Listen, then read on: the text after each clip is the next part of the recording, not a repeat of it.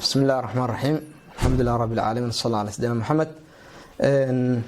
magacayga waa maxamed ibraahim cali mansuur waxaan ahay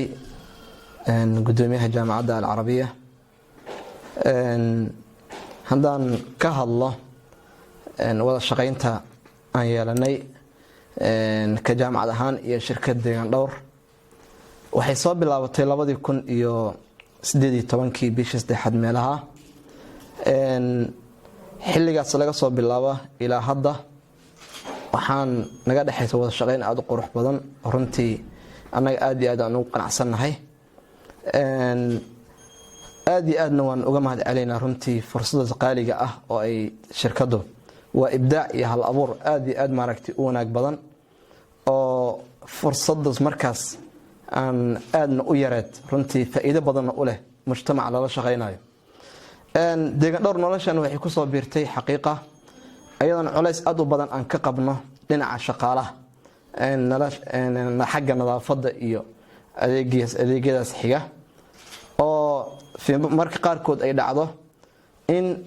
shaqaale aad ku tashanaysay saak inuu kuu soo shaqo tago inta ku soo waa xilliga shaqada marka la garaayo waxa weeyaan waa anigu ma joogo ama hawla ii baxday isku tashta runtii waxaan dhihi karnaa baahidaas dhibaatadaas xoogga lahayd een haysoon dareemaynay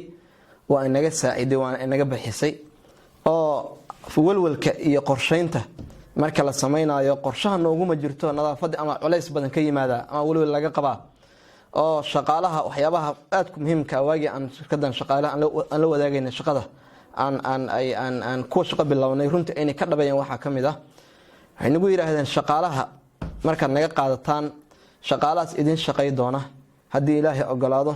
mana inka jiran doonaan mana inka maqnaan doonaan